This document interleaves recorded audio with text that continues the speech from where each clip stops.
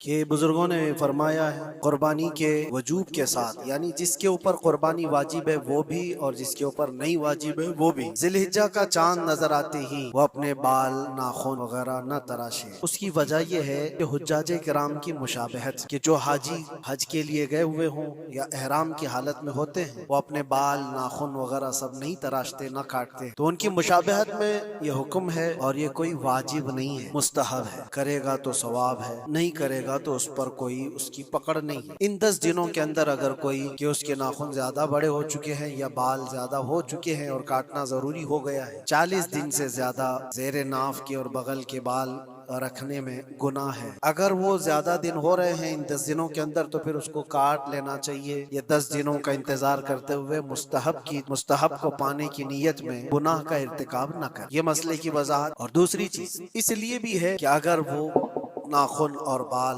کاٹے بغیر 10 دن تک انتظار کرتا رہا تو اچھوں کی مشابہت کرنے کا بھی ثواب ہوتا۔ اور دوسری چیز یہ قربانی کرنے کے بعد جو گوشت ہے، بہت سارے لوگوں کے ذہن و دماغ میں یہ بھی ہوتا ہے کہ اس کو خود کھا سکتا ہے کہ نہیں کھا سکتا ہے، اس کو کیا کرنا چاہیے۔ مستحب طریقہ یہ بتایا گیا ہے کہ اس میں 3 حصے کرے، اپنے لیے ایک حصہ رکھے، اپنے رشتہ داروں کے لیے، عزیز و اقارب کے لیے ایک حصہ اور ایک حصہ غربا اور مساکین کو تقسیم کرنے کی۔ لیکن یہ بھی مستحب ہے، اس میں واجب نہیں ہے۔ چاہے تو پورا حصہ کھا سکتا ہے اکیلا، چاہے تو پورا حصہ بانٹ بھی سکتا ہے، یہ بھی واجب نہیں ہے۔ اپنی قربانی کا گوشت چاہے تو پورا استعمال کر سکتا ہے، چاہے تو پورا بانٹ بھی سکتا ہے، چاہے تو تھوڑا رکھ کر تھوڑا بانٹ بھی سکتا ہے، سارے اس کے لیے جائز ہے، وہ قربانی کا مالک ہے۔ اسی وجہ سے کسی کو قربانی کا اپنے وکیل بنا دیا، کسی دوسری جگہ پر اس سے کہہ دیا کہ میری قربانی کرو اور گوشت بھی وہیں تقسیم کر دو، کوئی حرج نہیں، جائز ہے، قربانی آپ کی ادا ہو جائے گی۔ مسئلے کی وضاحت بھی آپ کے لیے ضروری۔ اور ایک چیز